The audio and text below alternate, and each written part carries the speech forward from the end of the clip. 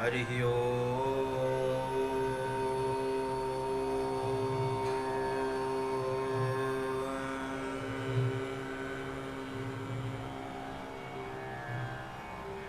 हरिः ओम्।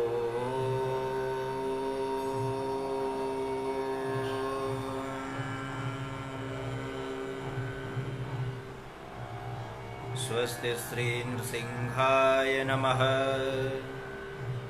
स्वस्ति श्री नृसिंहाय नमः।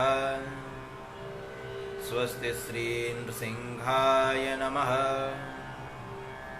उग्रं वीरं महाविष्णुं ज्वलन्तं सर्वतोमुखं नृसिंहं भीषणं भद्रं मृत्युं नमाम्यहम्। जय जय श्री राधारमण, जय जय नवल किशोर, जय गोपी चित चोर प्रभो, जय जय माखन चोर। अखंडमंडलाकारं व्याप्तं येन चराचरं तत्पदं दर्शितं येन तस्मै श्री गुरुवे नमः। श्री गुरुचरण कमलेभ्यो नमः। ओम हरिः ओम्। परम मंगलमय अकारण करुणा वरुणालय भक्तवांक्षा कल्पतरु कृपावत्सल दीनवत्सल दयावत्सल, हम आप सभी के प्रिय बालकृष्ण लाल के चरणों में हम आप सभी नमन निवेदित करते हैं, प्रणाम करते हैं। बंधुओं, हम आप सभी को इस भगवत भागवत चर्चा में सम्मिलित हुए प्रायः 28-29 दिन हो गए हैं और आज या कल में कल या परसों तक मुझे स्मरण नहीं है, किंतु 1 मास पूर्ण होने को है। और इस चर्चा में हम आप सभी का उतना ही सहयोग रहा जितना रहना चाहिए। एक यजमान अपनी कथा में जितना सहयोग करते हैं, श्रवण कर उसे उत्साह से भर देते हैं, वैसे ही आप लोगों ने भी पूर्ण रूप से मेरा और इस कथा का सहयोग किया। इन सभी के लिए आप लोगों को बहुत बहुत धन्यवाद। बंधुओं, आज जो श्रीमद् भागवत की चर्चा हम लोग करने जा रहे हैं, यह श्रीमद् भागवत की कथा बड़े संक्षेप में, बड़े सूक्ष्म रूप में हरिश्चंद्र की कथा में है। लेकिन हरिश्चंद्र की जो प्रमुख कथा है वह मैंने देवी भागवत के अनुसार मैंने उसका अध्ययन किया था। और श्रीमद् भागवत में तो बड़े संक्षेप में, बड़े छोटे रूप में इस कथा को कह दिया, लेकिन बहुत इच्छा से, आंतरिक इच्छा से यह बात आई कि भगवान के जो परम भक्त हैं श्री हरिश्चंद्र, क्योंकि श्री रामचरितमानस कहती है धर्म न दूसर सत्य समान, धर्म सत्य के समान कोई धर्म होता ही नहीं है। और व्यक्ति का स्वभाव भी होता है कि जो व्यक्ति विषम परिस्थितियों में भी सत्य का त्याग नहीं करता, विषम परिस्थितियों में भी सत्य को नहीं छोड़ता, वही व्यक्ति सच्चा मनुष्य माना जाता है। वही व्यक्ति सच्चा मनुष्य हो सकता है और होता है, क्योंकि जो व्यक्ति विषम परिस्थितियों से ना जूझा हो, विषम परिस्थितियों को अपने अनुकूल ना बना पाया हो, वह व्यक्ति सच्चा मनुष्य हो ही नहीं सकता। बंधुओं, हम लोग धर्म अनुष्ठान और न जाने कितना धर्म के प्रति कितना प्रवचन कर सकते हैं और कर लेते हैं। धर्म के प्रति खूब प्रवचन हो जाता है, धर्म के प्रति प्रवचन हो सकता है, खूब प्रवचन होता है, और ये सब बड़े सरलता पूर्वक हो जाता है। ये सरल है, धर्म के प्रति प्रवचन करना बहुत बहुत बहुत सरल है। लेकिन बंधुओं उसे अपने जीवन में व्यवहार में लाना उतना ही कठिन माना जाता है, उतना ही कठिन होता है। जितना सरल हम प्रवचन कर सकते हैं उतना ही कठिन व्यवहार में लाना। क्योंकि हम लोग जैसे देख सकते हैं, हम लोग जानते हैं, देखते हैं, तो क्या देखते हैं कि एक जो पिता है, कोई पिता अपने पुत्र को समझा रहा है, बेटा बड़े सावधानी पूर्वक जीवन जीना चाहिए, बड़े अच्छे से जीवन जीना चाहिए, सहजता से जीवन जीना चाहिए, सत्यनिष्ठ होकर जीवन जीना चाहिए।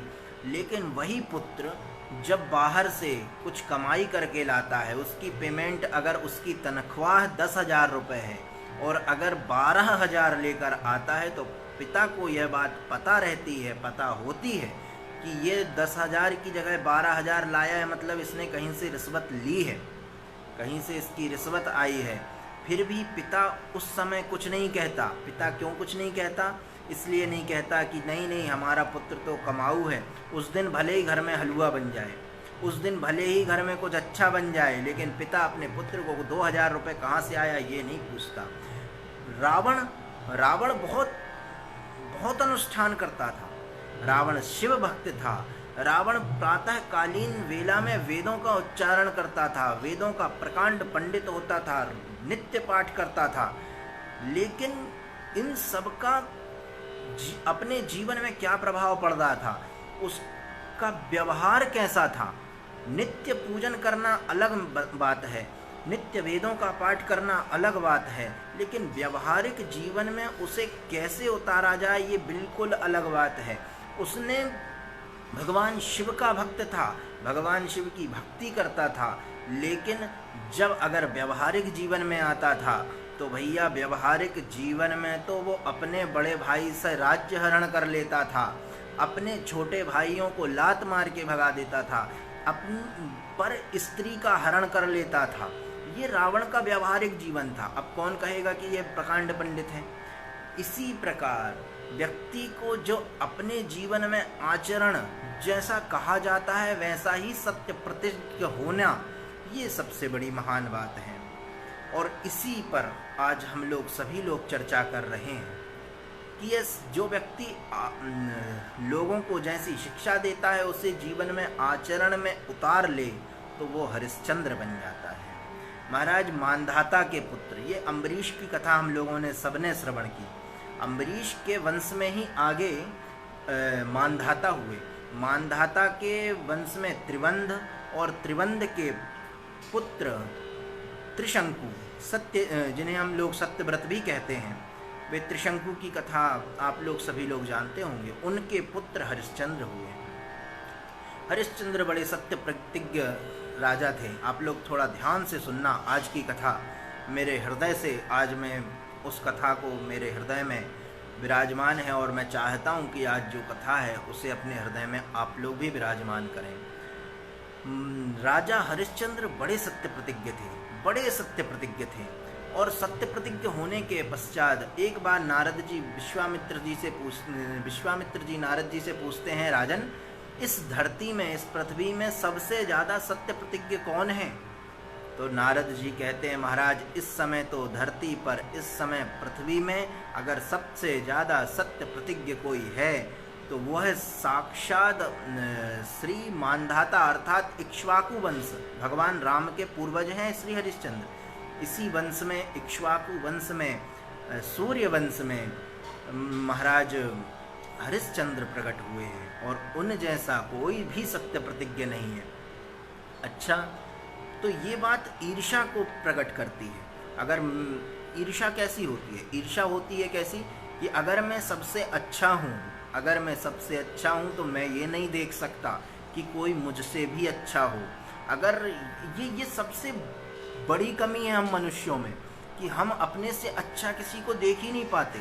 हाँ, बुरा व्यक्ति अपने से बुरे को देख लेगा कि हम बुरे हैं, अरे हमसे बुरे तो वो भी हैं, हमसे बुरे तो वो भी हैं, लेकिन हम अपने से अच्छा किसी को मानने को तैयार नहीं होते। यहाँ विश्वामित्र जी के मन में यही बात थी, विश्वामित्र के मन में यही था कि कहीं ना कहीं मैं अच्छा हूँ तो मेरी अच्छाई दूसरा व्यक्ति मुझसे ज़्यादा अच्छा कैसे हो सकता है। यही सोच के एक बार विश्वामित्र ने मन में प्रतिज्ञा की कि मैं राजा हरिश्चंद्र की परीक्षा लूँगा। और जब यह सब परीक्षा लेने की बात आई तो महाराज जी अब राजा हरिश्चंद्र की कथा श्रवण करें। राजा हरिश्चंद्र जिनके पास संपूर्ण चक्रवर्ती सम्राट, जिनके पास सब कुछ था एकमात्र पुत्र के अलावा, पुत्र के अतिरिक्त सब कुछ था, उन्होंने वरुण यज्ञ कराया। वरुण यज्ञ में उन्होंने यह मन में जिज्ञासा रखी, मन में संकल्प लिया कि मैं वरुण यज्ञ करूंगा और वरुण यज्ञ से मुझे जो भी संतति होगी उसका यजन मैं वरुण देव को कर दूंगा। यह प्रतिज्ञा ली तो उस प्रतिज्ञा से युक्त होकर उन्होंने जब यज्ञ किया तो यज्ञ से महाराज पुत्र प्राप्ति हुई, जिसका नाम रोहित रखा गया। वरुण देव आए, बोले पुत्र हरिश्चंद्र तुम अब यजन करो अपने पुत्र का। अब पुत्र मोह के कारण उन्होंने कहा कि नहीं प्रभु, अभी मैं अपने पुत्र का यजन नहीं कर सकता, अभी तो इसके दूध के दांत भी नहीं निकले हैं, अभी इसके दूध के दांत भी नहीं है, मैं कैसे यजन करूं? तो फिर क्या करें, जब इसके दूध के दांत निकल जाएंगे तब मैं इसका यजन करूंगा। जब ये बात हुई धीरे धीरे उसके दूध के दांत निकले तो फिर वरुण देव आए, बोले यजन करो। उन्होंने मना कर दिया, बोले महाराज जी अभी थोड़ा बड़ा हो जाने दो। जब थोड़ा बड़ा हुआ तो बोले अब इसे कुमार हो जाने दो। जैसे ही कुमार हुए तब अब बार बार आकर वरुण जब ये कहें तो उन्हें बड़ा क्रोध आया। उन्होंने इस बात को लेकर श्राप दे दिया कि राजन तुम्हें महोदर रोग हो जाए। और जब यह सुनकर बड़े दुखी हुए और यहाँ पर जैसे ही यजन करने के लिए तैयार हुए और इन्हें जब पता चला रोहित को कि मेरे पिताजी आज मेरा यजन अर्थात मेरी बलि वरुण देव को देने वाले हैं, तो रोहित भाग खड़े हुए। रोहित जब भाग खड़े हुए तब वहाँ पर थोड़ी सी कथा आती है कि विश्वामित्र वशिष्ठ जी के द्वारा वशिष्ठ जी ने बताया कि एक काम करो, कोई बालक को क्रय कर लो और क्रय करने से तुम्हें उसे अपना पुत्र मानकर उसका यजन कर दो। और ये सब कथाएं आती हैं। मूल मात्र बात यह है कि विश्वामित्र आते हैं और विश्वामित्र इस बात को लेकर कि किसी और बच्चे को बलि देना क्या सर्वथा उचित है, इस बात को लेकर विश्वामित्र को ऐसा लगा कि शायद मेरी अवहेलना हरिश्चंद्र ने कर दी है। इनकी मैं प्रतिज्ञा करता हूँ कि इस राजा हरिश्चंद्र की मैं परीक्षा अवश्य लूँगा। कुछ समय व्यतीत हुआ। एक दिन की बात है। एक दिन विश्वामित्र सूकर का रूप धारण करके और राजा हरिश्चंद्र के राज्य में प्रवेश कर जाते हैं और उनके सारे बाग उपवन इत्यादि सब नष्ट कर देते हैं। सब जब नष्ट कर दिया तो लोगों ने त्राहिमाम कहकर बड़ा चिंतित हुए, बड़े परेशान हुए कि महाराज जी हमारी रक्षा करो, राजन हमारी रक्षा करो। और जब रक्षा की बात आई तो धनुष बाण को उठाकर हरिश्चंद्र गए हैं और सूकर के पीछे, सूकर वन में चला गया, उसके पीछे लगे रहे महाराज। सुबह से सायं हो गई लेकिन सायंकाल तक वह सूकर का पता नहीं चला और सायंकाल ऐसी हुई कि अब रास्ता भटक गए हरिश्चंद्र। अब विश्वामित्र जो कि उसी सूकर के रूप में थे, वे अपने ब्राह्मण के रूप में आए और ब्राह्मण के रूप में कहते हैं कि हे राजन क्या बात है, तुम इतने परेशान क्यों हो? राजा ने कहा कि महाराज जी मैं राजा हरिश्चंद्र हूँ और मैं रास्ता भटक गया हूँ और शिकार करने यहाँ आया था। तो उन्होंने कहा कि ठीक है, अब एक काम करो राजन, मैं निश्चित रूप से तुम्हें तुम्हारे महल तक पहुँचवा दूँगा। तुम पहले इस तालाब में, इस नदी में मुँह हाथ धो लो, बढ़िया थके हारे हो, जल पी लो, इसके पश्चात मैं तुम्हारे जाने की उत्तम व्यवस्था करता हूँ। राजा हरिश्चंद्र ने उस जल का आचमन किया और मुँह हाथ धोकर जैसे ही बाहर निकले बड़े प्रसन्न हुए और कहा कि हे ब्राह्मण देव, अगर आपको अपने यज्ञ कार्य इत्यादि के लिए कुछ अगर उपयुक्त धन की आवश्यकता हो तो मैं आपको दे सकता हूँ। तो उन्होंने कहा कि ठीक है महाराज जी, अगर आप मुझे कुछ देना ही चाहते हैं महाराज तो आपको पहले संकल्प लेना पड़ेगा। आप संकल्प के साथ मुझे देंगे? बोले महाराज जी बिल्कुल, मैं आपको संकल्प के साथ देता हूँ। उन्होंने संकल्प किया, संकल्प का मंत्र पूर्ण हुआ तो उन्होंने माया से एक लड़की और एक लड़के को प्रकट किया, एक कन्या और एक पुरुष को, और कहा कि यह पुरुष मेरा पुत्र है और मैं अपने पुत्र को और अपनी पुत्र वधू को कुछ देना चाहता हूँ, तो इसके बदले अगर आप कुछ देना चाहें तो अपना सर्वस्व, अपना राज्य मुझे प्रदान कर दीजिए। अब जब राजा एकदम से ठगे से रह गए कि अपना सर्वस्व राज्य देने की बात है, अब तथास्तु कहकर राजा ने उस बात को वहीं पर छोड़ा, मुख लटकाकर अपने घर की ओर आए हैं। महाराज आज बड़े दुखी हैं कि आज सारी प्रजा दुखी है कि आज किसी ने महाराज को ठग लिया। सायंकालीन मुख मलिन होकर रात्रि काल में जब राजन अपने घर आए, अपनी पत्नी को, जिनकी पत्नी का नाम तारामती था, तारामती ने देखा कि क्या बात है प्रभु, आप इतने मुख मलिन से कैसे आ रहे हैं? बोले देवी, आज सब कुछ चला गया, आज हमारे हाथ में कुछ नहीं है। और आज राजा ने अपने वह वस्त्र, अपने बनवासी वस्त्रों को पहना। अपने बनवासी वस्त्रों को पहनने के बाद महाराज और उस घर से निकल पड़े। प्रातःकालीन वेला में वहाँ से निकल पड़े। दूसरे दिन ब्राह्मण पुनः आकर उपस्थित हो गए कि राजन ऐसे नहीं तुम जा सकते, तुमने कुछ दान किया है, उस दान का भी संकल्प होता है जिसके बदले कुछ दान देना पड़ता है, कुछ संकल्प का भी संकल्प होता है जिसे हम भूसी दक्षिणा कहते हैं। वह दक्षिणा कैसे दोगे, क्योंकि तुमने तो संपूर्ण राज्य ही मुझे दे दिया। अब वो 2 भार सोना, अर्थात 2 भार सोना मतलब 200 किलो सोना, मुझे जैसे भी करो तुम यह सोना मुझे प्राप्त कराओ। तो महाराज जी मुझे क्षमा करें, किंतु मैं आपको यह जरूर दूंगा, अवश्य दूंगा। और मन में दृढ़ संकल्प लेकर और हाथ जोड़कर, क्योंकि तुम तो और जब वहाँ पर कहा ब्राह्मण ने कि तुम तो चक्रवर्ती राजा हो, तुम चक्रवर्ती राजा होने के कारण तुम्हें कोई नौकरी भी नहीं देगा, अब तुम कहाँ जाओगे? तब राजा ने कहा कि महाराज जी, इस सारी पृथ्वी का राजा तो मैं था, किंतु एकमात्र काशी नगरी एक ऐसी है जहाँ के राजा तो साक्षात विश्वनाथ हैं। उस नगरी को जाऊंगा और वहाँ जाकर मैं अपनी नौकरी करूँगा, और उस नौकरी से मैं जो भी हो सकेगा वह मैं आपको समर्पित करता रहूँगा। और यह दृढ़ संकल्प के साथ काशीपुर की ओर जैसे ही निकले महाराज, अपनी पत्नी के साथ, अपने छोटे से नन्हे से पुत्र के साथ राजा निकलते हैं। संपूर्ण शरीर से सारे सोने को उतार देते हैं, एकमात्र एक धोती और ऊपर पीत वस्त्र को धारण करके महाराज, और अपनी पत्नी जो कि सती के जैसे बिल्कुल बिना श्रृंगार किए एक साड़ी में जो जा रही हैं, छोटा सा नन्हा सा बालक एक वस्त्र में चले जा रहे हैं। सारी प्रजा हाय हाय करके दुख व्यक्त कर रही है, रुदन कर रही है, भूमि पर लौट जाती कि महाराज आज आपको सबने ठग लिया, इस ब्राह्मण ने आपको ठग लिया, महाराज मत जाओ मत जाओ मत जाओ। लेकिन आज प्रजा को, संपूर्ण प्रजा को राजा ने समझाया कि अब कोई बात नहीं, अब जो होना था तो हो गया, अब तुम एक काम करो, जो तुम्हारे राजा हैं उनकी सेवा करो।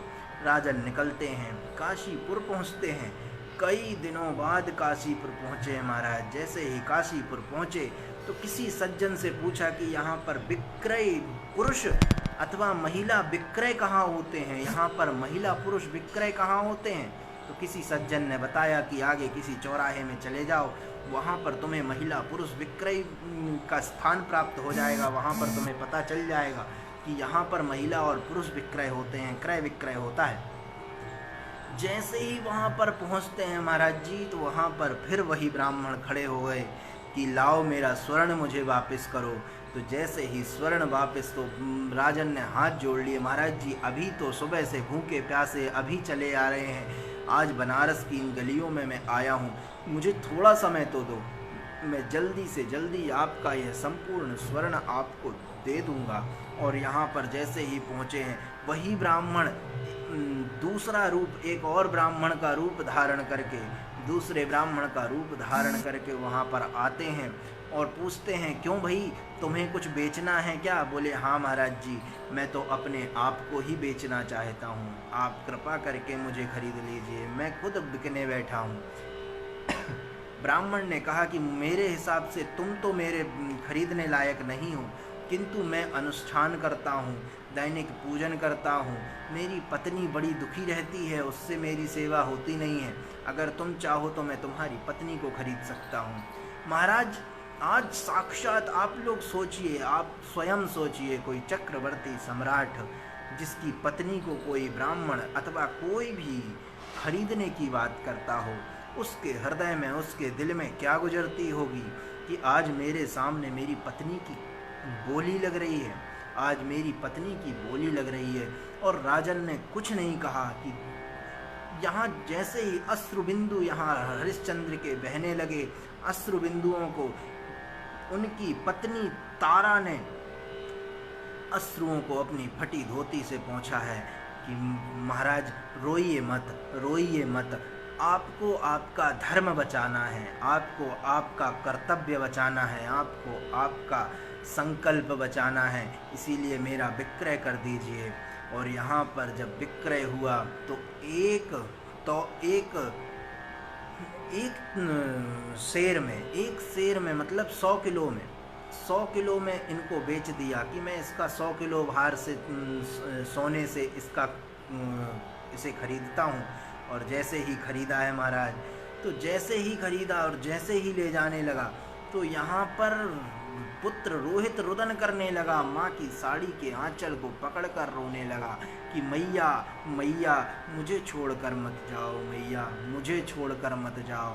राजा हरिश्चंद्र की ओर एक निहारता है कि पिताजी मैया को रोको, पिताजी मैया को रोको। और यहाँ माता अपने पुत्र के लिए रुदन करे, बार बार लपट जाती, बार बार स्पर्श करने लगती, अपने हृदय से लगा लेती कि पुत्र, आज जो धर्म संकट का समय हम तुम पर पड़ा है, ऐसा संकट बेटा किसी पर ना आए। और जब जैसे ही ये सब बातें देखते हैं, सुनते हैं, महाराज हृदय से अश्रुबिंदु गिरने लगे और परेशान हो गए। तो यहाँ पर ब्राह्मण ने कहा कि अच्छा एक काम करते हैं कि लगता है तेरा पुत्र तेरे बिना नहीं रहेगा, इसीलिए इसे भी मैं 50 किलो सोने में खरीद लेता हूँ। और 50 किलो सोना और दिया है। तो सोना दे के ही महाराज उसे जैसे ही खरीदा, अपनी जैसे ही खरीदा, और किसी स्त्री का अगर हाथ पकड़ के ले जाते हैं, किसी को कुछ, और सीधा उस ब्राह्मण ने उस महिला के, ताला के, उस चक्रवर्ती सम्राट के पत्नी के बाल पकड़े हैं, केसों को पकड़कर और घसीट कर लेकर चला गया। यहाँ यह सब देखकर राजा हरिश्चंद्र को उनकी आंखों से अश्रुबिंदु गिरने लगे कि हाय, मैं कितना दुखियारा हूँ, मैं कितना दुखी हूँ, मैं कितना धर्म के प्रति इतना मेरे आज क्या पाप एकत्रित हुए जो मैं आज ऐसे समय में जी रहा हूँ कि मेरी पत्नी को कोई केश पकड़कर और खींच कर ले जा रहा है और मैं उसे कुछ भी नहीं कह पा रहा। मैं चक्रवर्ती सम्राट अवश्य हूँ, किंतु ये क्या मेरी दुर्दशा हुई। और यहाँ पर ब्राह्मण देव आए, उन्होंने कहा महाराज हरिश्चंद्र, क्या हुआ मेरे सोने का। तो सोना 150 किलो सोना उन्हें प्रदान किया। महाराज अब आप चिंता मत करें, मैं आपको आपका पूर्ण सोना प्रदान करूंगा, पूरी भूरी दक्षिणा आपको प्रदान करूंगा। और चलते चलते थोड़ी देर बाद, थोड़ा समय और व्यतीत हुआ, वहाँ पर एक डोम आया। उसने अच्छा हट्टा खट्टा काला कलूटा, जब वह डोम ने राजा हरिश्चंद्र को देखा तो बोले तुझे खरीदना चाहता हूँ। तो राजा हरिश्चंद्र ने कहा मैं बिकने ही बैठा हूँ। अच्छा तो तू बिकेगा, कितने का बिकेगा। बोले जितने का आप मुझे ले लो, मेरे ऊपर तो बहुत कर्जा है। 50 किलो स्वर्ण मुद्राएं, 50 स्वर्ण मुद्राएं उस ब्राह्मण को प्रदान की और यहाँ पर कर्ज मुक्त तो हो गए, लेकिन यहाँ पर हरिश्चंद्र भी बिक गए। और जब हरिश्चंद्र बिके महाराज, और बताया कि मैं एक शमशान का चांडाल हूँ, मेरा शमशान बहुत बड़ा है, तुझे वहाँ सेवा देनी होगी, तुझे वहाँ सेवा करनी होगी, और उस सेवा से तुझे जो कुछ भी, और तुझे कोई धन प्राप्त नहीं होगी। मैंने तुझे खरीद लिया है, अब तुझे सिर्फ वहाँ सेवा करना है। राजा हरिश्चंद्र वहाँ पर गए, देखा महाराज हजारों हजार लोग जल रहे हैं। आप लोग आज भी देखेंगे बनारस के घाट पर, तो वहाँ पर हरिश्चंद्र घाट में, मणिकर्णिका घाट में हजारों लोगों की चिताएं जल रही हैं, धूल दूषित हो रहे हैं। महाराज गर्मी की लपटें, आग अग्नि की लपटें चारों ओर से लग रही हैं, गरम गरम वायु चल रही है, दुर्गंध आ रही है। लहू की नदियां बह रही हैं, और तो और कुत्ते, बिल्ली इत्यादि मांस और दुर्गंध के कारण वहाँ पर कई दुर्गंध युक्त वायु जो कि जीने नहीं देती, ऐसी वायु को देखकर राजा हरिश्चंद्र दुखी हो गए।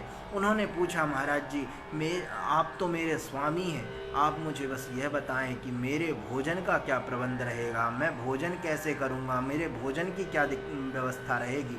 उन्होंने कहा कि अगर तुझे भोजन भी करना है तो यह जो मुर्दे जल रहे हैं, इनके पिंडदान के लिए जो भी आता है, इनका पिंडदान जो करता है, उस पिंडदान में जो भोजन मिलता है, रखा रहता है, उसी को तुझे एकत्रित करके करना पड़ेगा। वही भोजन तू करना, वही भोजन तुझे तेरे लिए होगा, और इसके अतिरिक्त तुझे कुछ नहीं। सोचो, एक चक्रवर्ती सम्राट अपने धर्म को बचाने के लिए, अपने धर्म की रक्षा करने के लिए, अपने सत्य की रक्षा करने के लिए एकमात्र वहाँ पर बैठे शमशान घाट में मुर्दों की चिता के पास जो भोजन होता, उस भोजन को ग्रहण करते। महाराज धीरे धीरे चक्रवर्ती सम्राट की जटाएं बन गईं, और जटाएं बनी, जटाओं को अपने मस्तिष्क पर लपेटकर शरीर काला काला हो गया, सारा शरीर जलता, सारे शरीर में दुर्गंध आने लगी, और सारा शरीर भस्म से लिप्त हो गया। और यहाँ पर हर व्यक्ति से जितने मुर्दे आते सबसे टैक्स लेते। यहाँ पर ब्राह्मण देव उनकी पत्नी हरिश्चंद्र की पत्नी तारा को बड़े त्रस्त करते, पकड़ते, उन्हें मारते, उनके बाल पकड़ के घसीटते, अनेक कष्ट देते। और जब जब अनुष्ठान की इसका समय आता तो ब्राह्मण देव कहते कि जा, तुझे यह कार्य करना है, वह कार्य करना। अब कहानी में मोड़ तब आता है, एक दिन की बात है, महाराज राजा ब्राह्मण देव को अनुष्ठान करना था। उन्होंने तारा से कहा, तारा तुम यहाँ पर चौक पूरो, तुम्हारा पुत्र जाए और जाकर फल फूल और तुलसी पत्र लेकर आए। और जैसे ही वह पुत्र रोहित फूल, तुलसी पत्र और फल लेने गया है, महाराज तुलसी के वृक्ष में एक सर्प बनकर विश्वामित्र लपटे हुए बैठे थे। और विश्वामित्र ने जैसे ही पुत्र को देखा और जोर से उसे डस लिया, और जैसे ही डसा पुत्र वहीं पर तड़पने लगा, लेटकर माँ माँ करुण क्रंदन करने लगा। और इस करुण क्रंदन को लोगों ने कहा कि वहाँ पर किसी का पुत्र मरने वाला है, मरा जा रहा है, कोई तुलसी पत्र को तोड़ने आया था। तुलसी पत्र को तोड़ने आया, लेकिन उस पुत्र को देखने जैसे ये बात तारा को पता चली, एकमात्र पुत्र जिसे सुनने मिले कि मेरे पुत्र को सर्प ने डस लिया, सर्प ने काट लिया। महाराज जैसे ही पता चला, जैसे ही जाने लगी, ब्राह्मण देवता ने हाथ रख लिया कि तू इस दहरी को पार नहीं करेगा, तू इस दहरी को पार नहीं करेगी। मैंने तेरा क्रय किया है, मैंने तुझे खरीदा है, जिस समय मेरा कार्य पूरा हो जाएगा तब तू यहाँ से जाना। और इतना कहकर मेरा पूरा अनुष्ठान को करने के पश्चात, मेरी पूरी सेवा करने के पश्चात ही तू यहाँ से जा सकती है। और रात्रि हो गई महाराज। सुबह से प्रातःकालीन वेला से पुत्र सर्प के काटने से तड़प रहा था। अंत में यही सोच रहा था कि अंतिम समय मेरे पिता तो नहीं आ सकते थे, लेकिन मेरी माता तो मेरे पास थी, लेकिन वह भी एक क्षण के लिए मेरी माता मेरे पास नहीं आ पाई। मेरी माता तो आ जाती, अपने हृदय से करुण क्रंदन से माँ माँ माँ को पुकार रहे हैं, लेकिन माँ नहीं आई। धीरे धीरे हाथ की जो धमनियाँ होती हैं बंद हो गई, हृदय गति रुक गई। महाराज रोहित की मृत्यु हो गई। रोहित की मृत्यु के पश्चात यहाँ पर ब्राह्मण ने कहा कि हाँ, अब रात्रि हो गई, तू मेरे पैर दबा। पैर दबाने के बाद जब ब्राह्मण की नींद लगी, तब कहा कि तू प्रातःकालीन जब बेला में मेरी निद्रा खुले, उसके पूर्व तू मुझे यहाँ पर उपस्थित दिखना। अब तू जा, अपने पुत्र को देख ले। और यहाँ पर जैसे ही पुत्र के लिए, जैसे एक गाय दिन भर बंधी रहती है, अपने बछड़े के लिए किसी ने बांध लिया हो, जैसे किसी ने अपनी गाय को बांध ली और बांधने के पश्चात वह दिन भर अपने पुत्र अपने बछड़े से मिलने के लिए तड़प रही हो, महाराज ऐसे ही दिन भर तड़पी, और जैसे ही उसके गले से वह रस्सी खुलती है तो वह गाय जैसे दौड़ती है, वैसे ही तारा अपने पुत्र के लिए दौड़ी है महाराज। और जैसे दौड़ी तो दौड़ते दौड़ते अपने पुत्र हाँ पुत्र कहते हुए रुदन करते हुए अपने दूर से जब पुत्र के मृत शरीर को देखती है तो महाराज धड़ाम से गिर जाती है, और गिरकर वहीं पर गिरकर मिट्टी से अपने अश्रुओं उसके अश्रुओं से मिट्टी गीली होने लगती है, अपने पुत्र के पास आती है, अपने पुत्र के मुख को चूमती है कि पुत्र मुझे क्षमा कर देना, मैं सुबह से तेरा यह सब पड़ा हुआ है, लेकिन और ये सब किसका है? उस चक्रवर्ती राजा हरिश्चंद्र सम्राट के पुत्र का सब, उत्तराधिकारी का शव यह पड़ा हुआ है, और उस सब को कोई देखने वाला तक नहीं है। और रुदन करते हुए महाराज इतनी तड़प रही हैं और रुदन करते करते मानो आज सारे ब्रह्मांड में उनकी अश्रुपूर्ण करुण क्रंदन सुनाई दे रही हो। आज प्रथम बार वही माता ने अपने साड़ी के 2 टूक किए, एक से अपने पुत्र को कफन बनाया और दूसरे से अपने पुत्र के ऊपर उड़ा दिया है। और उड़ाने के बाद आज विश्व में पहली बार एक माता अपने पुत्र को कंधा दे रही है। इसके पूर्व न ऐसा कभी हुआ था, न आगे कभी होगा। ऐसी माता जिन्होंने कभी अपने पुत्र को कंधा नहीं दिया, और आज यह रानी तारा ने अपने पुत्र को कंधा दिया। और रुदन करते हुए महाराज जब शमशान घाट की ओर गईं, शमशान घाट की ओर जाने के पश्चात शमशान घाट के पास जैसे ही पहुंची तो रुदन करती हैं कि हे सम्राट हरिश्चंद्र, हे राजन, आज तो अंतिम बार अपने पुत्र के दर्शन कर लेते, आज अंतिम बार अपने पुत्र का मुख देख लेते, किंतु आज कहीं ना कहीं आज आप कहाँ हैं? अंतिम क्षण में अपने पुत्र के दर्शन कर लो प्रभो। स्वामिन बारंबार कह के भूमि में गिर जाती, कभी मूर्छित हो जाती, अपने पुत्र का स्मरण करती, कभी अपने पति का स्मरण करती, जैसे तैसे करके शमशान घाट तक पहुँची हैं और दहाड़ मार कर रुदन कर रही हैं। और वहीं पर रुदन को सुना श्री हरिश्चंद्र ने जैसे ही श्रवण किया, हरिश्चंद्र ने देखा कि शायद अब कोई और मृत शरीर पड़ा है, मृत देह पड़ी है, तो चलकर देखना चाहिए। हरिश्चंद्र आज वहाँ पर पहुँचे। देवी क्या बात है, क्यों रुदन कर रही हो? बोले ये हमारा पुत्र है और इस पुत्र की आज पिता भी नहीं है, और महाराज इस पिता को इनके पिता के की अंतिम दर्शन के लिए यह पुत्र का शव पड़ा हुआ है। यह पुत्र है किसका, कौन है? बोले मत पूछो महाराज, मत पूछो, मैं इसके पिता का वर्णन नहीं कर सकती, लेकिन बस इतना ही कह सकती हूँ कि मैं इसका पुत्र और इसके पिता बड़े अभागे हैं।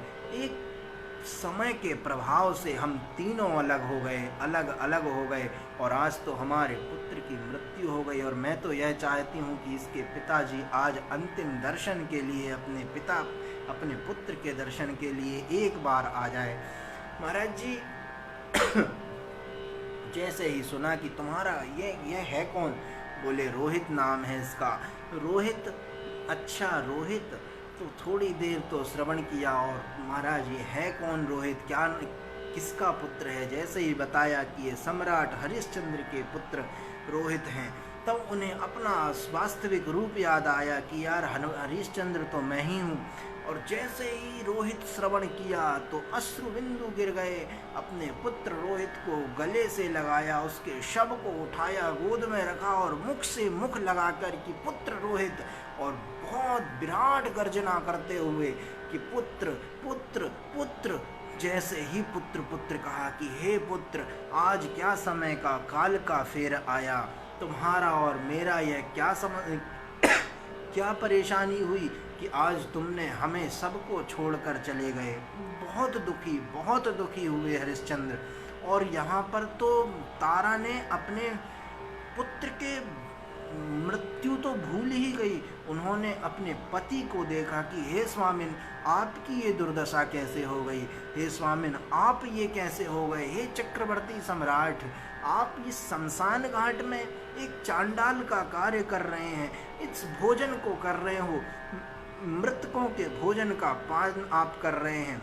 महाराज, अपने पुत्र मृत्यु से ज़्यादा बड़ा दुख तो पति की इस दुर्दशा का हो गया। और जब पति की दुर्दशा को देखा तो महाराज आंसुओं से आंसू बिंदु गिरने लगे, रुदन करने लगी, और रुदन करते करते दोनों आपस में आलिंगन करके रुदन कर रहे हैं, अपने पुत्र का स्मरण कर रहे हैं, अपने बालक का स्मरण कर रहे हैं। और आज हरिश्चंद्र ने कहा कि देवी तारा, अब एक काम करते हैं, अब हमारा पुत्र इस संसार में नहीं रहा, अब हम दोनों इस संसार को त्याग कर चले जाते हैं, हम दोनों अपने पुत्र के साथ इसकी ही सरसैया में जाकर लेट जाएंगे और इस शरीर का त्याग कर देंगे। जब यह सुना तो महाराज सुनकर बड़े दुखी हुए और अपने पुत्र के लिए लकड़ियों का तैयार किया, और जैसे ही चिता जलाई महाराज, ऊपर से ब्रह्मा जी प्रकट हो गए, नारद जी प्रकट हो गए, सारे देवता प्रकट होकर राजा हरिश्चंद्र के ऊपर पुष्पमाला का वर्षण करने लगे, और वर्षण करके राजा हरिश्चंद्र महाराज की जय जय जयकार लगाने लगे, बारंबार जय जयकार लगाने लगे। और स्वयं साक्षात विश्वामित्र प्रकट हुए और कहा कि हे राजन, मैं तो तुम्हारी परीक्षा ले रहा था, मैं तो सिर्फ और सिर्फ तुम्हारी परीक्षा ले रहा था, अन्यत्र और कुछ मत समझना। मैं तुम्हारे सत्य की परीक्षा ले रहा था, मैं तुम्हारे प्रेम की परीक्षा ले रहा था, मैं तो तुम्हारे कर्तव्य और तुम्हारे धर्म की परीक्षा ले रहा था। इसीलिए अब तुम चिंतित मत हो, प्रेम के साथ तुम अपने राज्य की ओर लौटो। किंतु वे अपने पुत्र की मृत्यु से दुखी थे। उसी समय तुरंत महाराज ब्रह्मा जी ने उनके पुत्र को जीवित कर दिया। पुत्र जीवित हो उठा, और वो जो डोम था, जो चांडाल ने इन्हें खरीदा था, वह साक्षात धर्म के रूप में प्रकट हो गए कि मैं धर्म हूँ, और मैंने तुम्हें देख लिया कि साक्षात तुम भी धर्म पुत्र हो। और ऐसे राजा हरिश्चंद्र को बारंबार साधुवाद, धन्यवाद और कई आशीर्वाद के साथ उनकी स्तुति अर्चना की गई। तदुपरांत महाराज जी, उनसे कहा गया मांगो, कुछ वरदान मांगना हो। विश्वामित्र ने कहा कि राजन, तुम्हें कोई वरदान चाहिए हो, जो भी चाहिए हो तुम अवश्य मांग लो। राजा हरिश्चंद्र ने एक ही बात कही कि अगर प्रभु, अगर सरकार, अगर आपको कुछ देना ही हो, अगर कुछ दे ही सकते हो, तो आपसे बस एक ही निवेदन है, आपने जैसी परीक्षा मेरी ली है, ऐसी परीक्षा किसी और की मत लेना। ऐसी परीक्षा देना संभव नहीं है, असंभव है। बड़ा कठिन कार्य है अपनी पत्नी को बेचना, बड़ा कठिन कार्य है अपने पुत्र को बेचना, बड़ा कठिन कार्य है अपनी प्रजा को दान में दे देना, बड़ा कठिन कार्य है, क्योंकि ये सब कुछ बहुत कठिन है। और रुदन करते हुए सारे देवताओं का आशीर्वाद लेकर महाराज राजा हरिश्चंद्र अपनी पुनः लौटकर अपने घर की ओर आते हैं, अपनी अयोध्या नगरी में आते हैं। और इसके पश्चात महाराज जी उनके रोहित के पुत्र हरित हुए, हरित के पुत्र चंप हुए, और चंप के पुत्र विजय, विजय के भरु, भरु के व्रक और व्रक के बाहुक, और बाहुक के सगर। और सगर की कथा आप लोग कल श्रवण करेंगे, और सगर की कथा में ही हम लोग गंगा के अवतार की कथा श्रवण करेंगे। तदुपरांत भगवान के यही सूर्यवंश की कथा ही हम लोग श्रवण कर रहे हैं, और भगवान श्री राम का जन्मोत्सव भी हम लोग श्रवण करेंगे कि भगवान श्री राम का जैसे जन्मोत्सव मनाया गया, कैसे उनकी कथाएं हुई, क्या हुआ, और संपूर्ण रामचरितमानस जितना होगा मैं आपको लोगों को श्रवण कराऊंगा। और इसके पश्चात भगवान श्री राम की एक दिन की कथा हम लोग श्रवण करेंगे। तदुपरांत भगवान श्री कृष्ण का हम लोग जन्मोत्सव की कथा आप लोग नित्य श्रवण करेंगे, और भगवान श्री कृष्ण के जन्मोत्सव की कथा आप लोग 3 या 4 दिन के अंतराल में भगवान श्री कृष्ण के जन्मोत्सव हम लोग सभी लोग श्रवण करेंगे। इन सभी बातों के साथ आज श्री हरिश्चंद्र की कथा यहीं पर विश्राम लेती है। श्री हरिश्चंद्र महाराज की जय। और हरिश्चंद्र के गुरु श्री आज एक कठिन परिश्रम के साथ, और गुरुजी ही परिश्रम ले सकते हैं और परीक्षा ले सकते हैं, उन्हीं सभी भावनाओं के साथ आइए 2 क्षण गुरु नाम स्मरण करेंगे, तदुपरांत अपनी वाणी को विराम दूंगा। गुरु ज्ञान का दीप जलाकर जग राम सियामय देखो। गुरु ज्ञान का दीप जलाकर जग राम सियामय देखो। है अनेक में एक कहो ना, है अनेक में एक कहो ना। जैसे आभूषण में सोना, जैसे आभूषण में सोना। इसीलिए हाँ इसीलिए गुरु ज्ञान का दीप जलाकर जग राम सियामय देखो। गुरु ज्ञान का दीप जलाकर जग राम सियामय देखो। वही दृश्य है वही है दृष्टा, वही दृश्य है वही है दृष्टा। वही सृष्टि है वही है सृष्टा।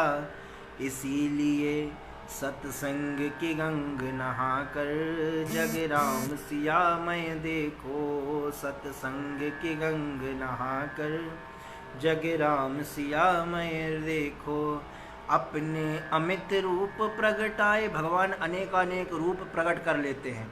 अपने अमित रूप प्रगटाए, वहीं है छिप कर सामने आए, वहीं है छिप कर सामने आए। इसीलिए हाँ इसीलिए समता का भाव जगाकर जग राम सियामय देखो। समता का भाव जगाकर जग राम सियामय देखो। जड़ चेतन समता तन धारे, प्रगटे सीता राम हमारे। इसीलिए हाँ इसीलिए प्रभु प्रेम में अश्रु बहाकर जग राम सियामय देखो। प्रभु प्रेम में अश्रु बहाकर जग राम सियामय देखो। जन राजेश तजो मनवानी, जन राजेश तजो मनवानी। सिया राम मैं सब जग जानी, सिया राम मैं सब जग जानी। तुलसी की वाणी गाकर जग राम सियामय देखो। तुलसी की वाणी गाकर जग राम सियामय देखो। गुरु ज्ञान का दीप जलाकर जग राम सियामय देखो। गुरु ज्ञान का दीप जलाकर जग राम सियामय देखो। बोलिए वृंदावन बिहारी लाल की जय। कल हम लोग श्रीमद् भागवत के अंतर्गत माँ गंगा के अवतरण की भी कथा श्रवण करेंगे कि माँ गंगा का अवतरण कैसे हुआ, किस कारण से हुआ। इन सभी बातों के साथ आप लोग भगवान की इस परम मंगलमयी कथा का तो नित्य श्रवण करते ही हैं। हमारे प्रिय बड़े ही अच्छे और हमारे ही शिष्य हैं श्रीमती सुनीता आशुतोष तिवारी जी, संपूर्ण परिवार के साथ श्रीमान अर्जुन तिवारी जी। अर्जुन तिवारी जी तो हमारे और इस कथा को हर जगह सब लोगों तक जन जन तक पहुंचाने का भी प्रयास कर रहे हैं। श्रीमान पवन तिवारी भी इस कथा को नित्य हर जगह पहुंचाने का प्रयास कर रहे हैं। श्री राजेश महाराज जी, सादर दंडवत महाराज जी, नर्मदे हर, आप भी आज कथा में स्वागत है आपका। श्रीमती नीतू पटेल जी एवं संपूर्ण परिवार आपका बैठकर कथा श्रवण कर रहा है, बहुत बहुत धन्यवाद। श्रीमान हमारे जबलपुर के गौरव और ब्राह्मण समाज के गौरव श्रीमान अमित खम्पड़िया जी, आपको भी बारंबार धन्यवाद। नर्मदे हर, आप भी आज भागवत जी की इस भगवत भागवत चर्चा में आपका स्वागत है। श्रीमान अरुण पटेल जी गोरखपुर से, आपने भी भागवत जी की नित्य भागवत जी की कथा श्रवण करते हैं।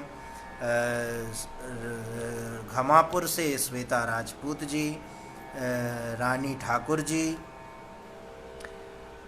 अरुण मिश्रा जी हमारे नरसिंह मंदिर से, और श्रीमती आरती पटेल जी, पवन भैया, उमाशंकर शर्मा जी, आपका भी बहुत बहुत स्वागत है। श्री विद्या कृपा जी, श्री विद्या कृपा जी, आपका भी सादर प्रणाम नर्मदे हर। श्री राजेश दुबे जी, आपको भी बहुत बहुत धन्यवाद, राधे राधे।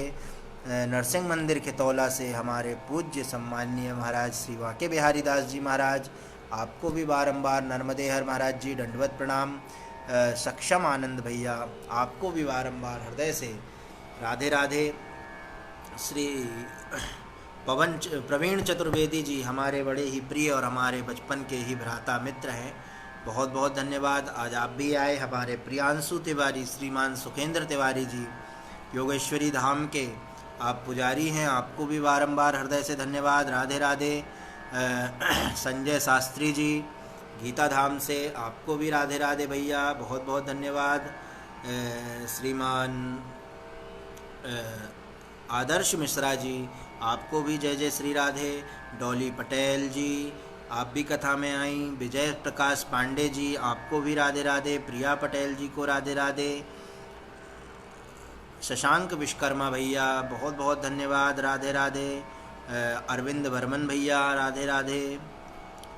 आप सभी, रैना अतुल जैन, आप मेरे शिक्षक भी रहे हैं, आपको भी बहुत बहुत धन्यवाद। मैंने आपसे पढ़ाई की, बहुत बहुत धन्यवाद, राधे राधे। पवन साहू जी, आपको भी भैया बहुत बहुत जय जय श्री राधे। आप सभी श्रोतागणों को, सुधी श्रोतागणों को बहुत बहुत हृदय से धन्यवाद, राधे राधे। और आप लोगों से मैं निवेदन करूं, और प्रत्यक्ष और अप्रत्यक्ष रूप से जो भी इस कथा का श्रवण कर रहे हैं, वे सभी लोग भक्ति संदेश नामक फेसबुक पेज से अथवा मेरे व्हाट्सएप ग्रुप से अवश्य जुड़ सकते हैं। मुझे अपना नंबर भी दे सकते हैं, तो जिसको भी जुड़ना हो तो मुझे अवश्य अपना नंबर भेज दें। व्हाट्सएप में भी जुड़ना हो तो जुड़ सकते हैं, अथवा मेरी फेसबुक लिंक में भी मेरा पेज भक्ति संदेश रखा है, अपलोड किया हुआ है, उसे अवश्य लाइक कर दें, जिससे मुझसे जुड़ सकते हैं। आप सभी को बहुत बहुत हृदय से धन्यवाद। जय श्री राधे, जय श्री कृष्णा। हरे राम राम राम सीता राम राम राम, हरे राम राम राम सीता राम राम राम, हरे राम राम राम सीता राम राम राम, हरे राम राम राम सीता राम राम राम, हरे राम राम राम सीता राम राम राम, हरे राम राम राम सीता राम राम राम। जय जय श्री राधे, जय श्री कृष्णा। कल सायं 5 बजे पुनः आप लोग उपस्थित हों इन्हीं सभी बातों के साथ। जय जय श्री राधे, धन्यवाद। जय श्री राम, प्रणाम।